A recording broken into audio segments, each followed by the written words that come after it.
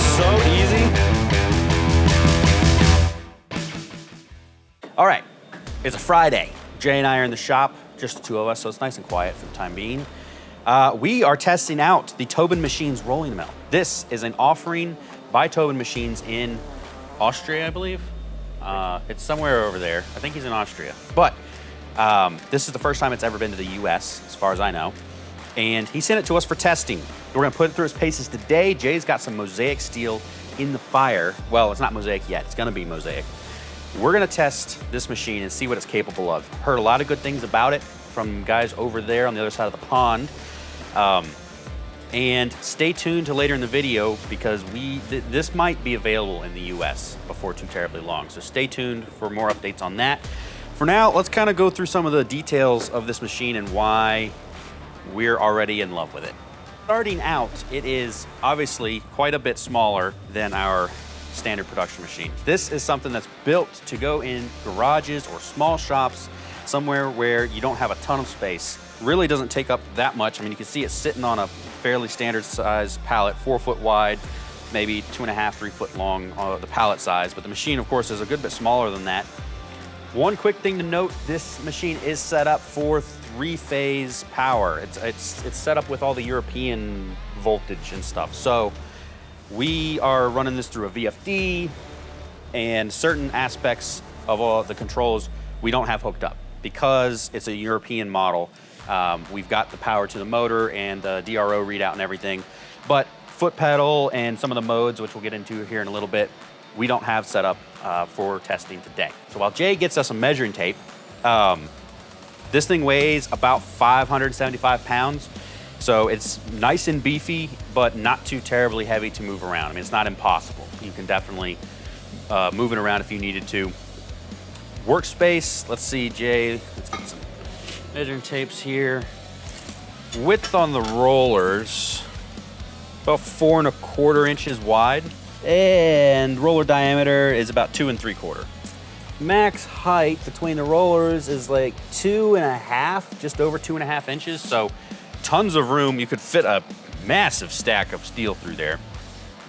We won't be running something that thick through it today, I don't think. But really, really like their adjustment system. We've had other rolling mills in the past, and that really was a weak spot with those rolling mills.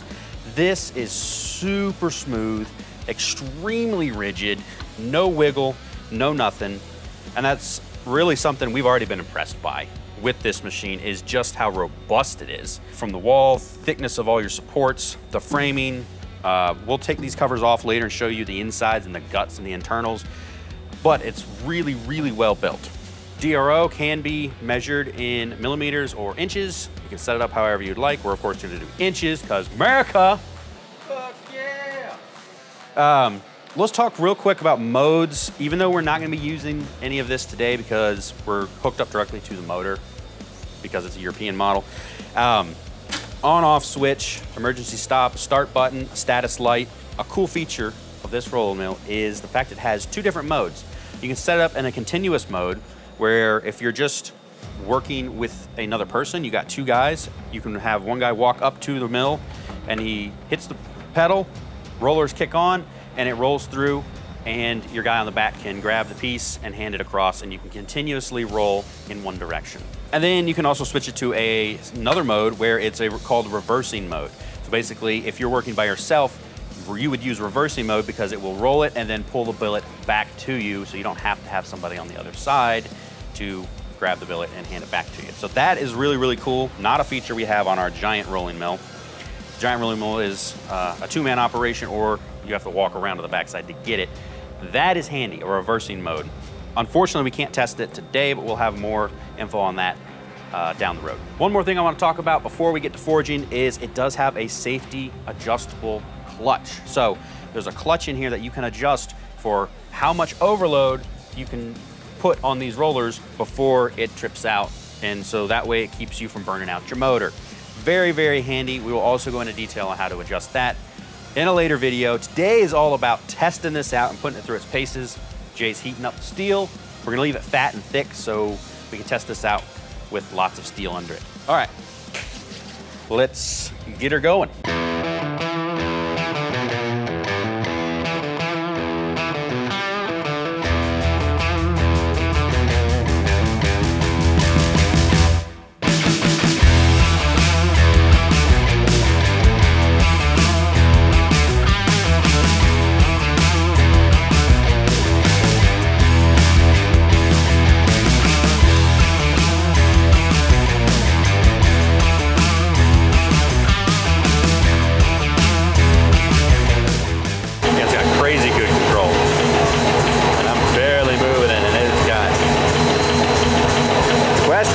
you put steel through it to come out at 7500.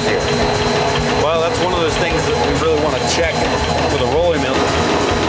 Something I didn't mention earlier, guys, was this side plate with 2 bolts here. This whole side plate comes off, and these rollers can be changed out in like 10, 15 minutes.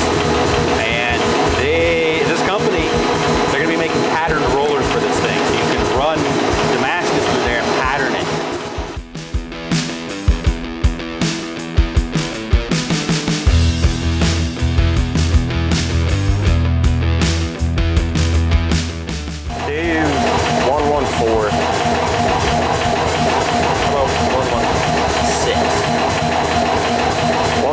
Is the reading I got on the far end. Oh, really? Yeah, so it tapers a little, 116 to 20, or 120. All right.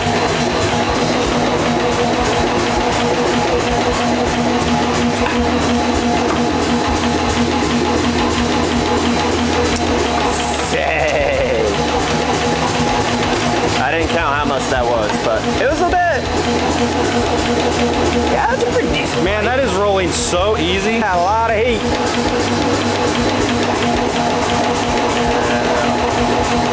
All right, that takes us to an inch right here. So that's reading 1005. Basically an even inch. Let me check the thickness here. What should it be? Right at an inch. Right at an inch. Hell yeah. So we took about 150 thousandths off that in 3 passes. Yeah. And we could have done so much more reduction per roll. I mean, it didn't seem to phase it at all. No, it wasn't. It wasn't even loading down at all. So, of course, it's a huge chunk of steel, so there was lots of heat still in it. So we could have kept going if we wanted to. But wow, didn't bog down at all. Then I say we take some bigger bites this time. We did 150 in 3. Yeah. So let's do 100 in 1. See if it'll do 100. Dude, 100,000, no problem. Do 200. Go 7. Oh no, 7.5. So that'll be 150. 7.5. That may have been a little much. What'd you do? I can't grab it, can it? Go back up a little bit. All right.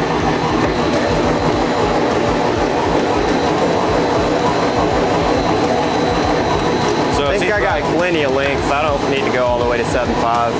Yeah. I think I'm happy there. So to recap, when we started rolling this billet, we did 150 thousandths of reduction in 3 passes. The machine handled it like a champ, so we stepped it up and did 100 thousandths in 1 pass. Again, didn't phase the machine whatsoever.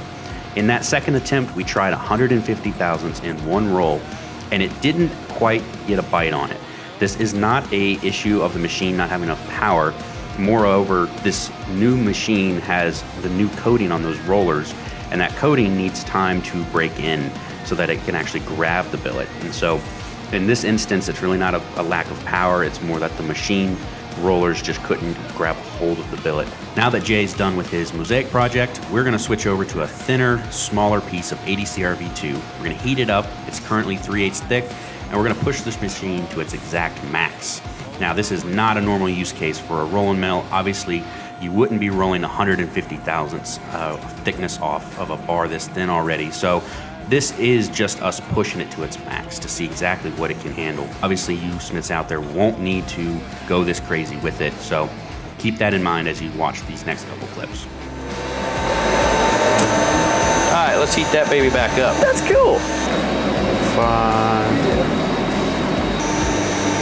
About 1.5, 149. So it's a little bit heavy. Well, give it a so second. that's the question, is how much spring back are we gonna get?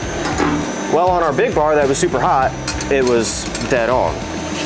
Here, so heat that up and let's roll it again at that exact dimension and see how tight we can get the Oh, plenty hot. All right, let's get some calipers.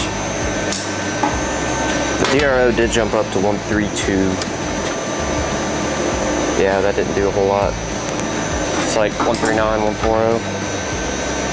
So, Here, let's just pass it again. I went down so we've got like 5 thou. we've got like, well, it's pretty cold now. Yeah, I just went 5 thou. That's still rolling it. Of course it is. So there's like, what, 20 thou a take up? Yeah, I mean, if you pass it through again, it's not so bad. 137, 120. Yeah, close to 20 thou. Yeah, between 15 and 20 thou. But we didn't really see that on the big Damascus bar we did, which is a lot thicker and It really probably it has. retained its heat a lot better. Yeah, I think the bigger issue is it's so thin, it's cooling off so much faster. Yeah. But you could always run it down and account for that 20 thou, so that you set your DRO to whatever thickness you actually want, and it will actually. Or you do spin. multiple passes at the dimension you're wanting it to be. Yeah. We have to do that on this one sometimes. You want to roll again, or? Yeah, let's heat it up and since it's so thin, let's try to cut this thickness in half. So we're at like 1, 2.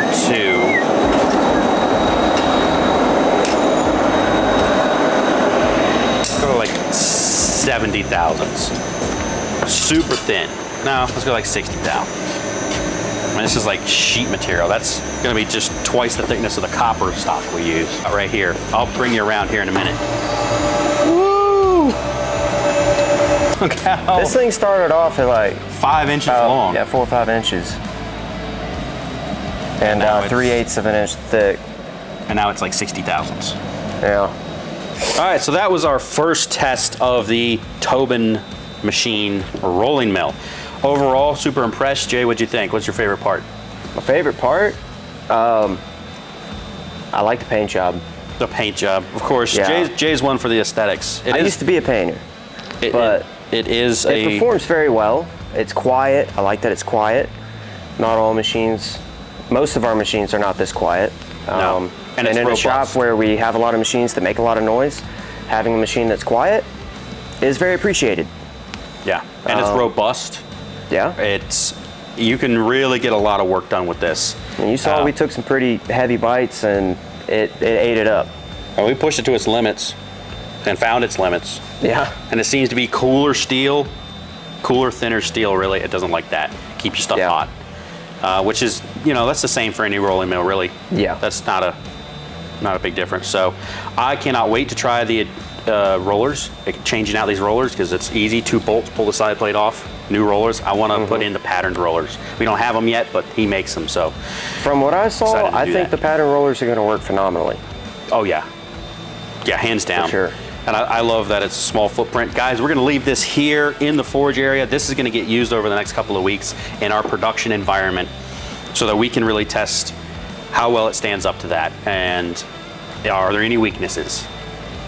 My only thing I would say right now is I wish these tables were a little bit longer, but again, easy to do an add-on kit because they just bolt in place. It'd be easy to put longer tables on it. But that'll wrap it up for this episode of the Tobin Machines Rolling Mill. I think we'll probably do another video here in a little bit as an update to how it's going. We are looking to potentially bring these into the US. We would do the import and they would be available through us, probably through a pre-order system. So if you're interested, hit us up, shoot us a message, go, hey, what's the status on this? I'm interested. Just so we can kind of gauge the interest of the market. Anyway, thanks guys. Out. Out.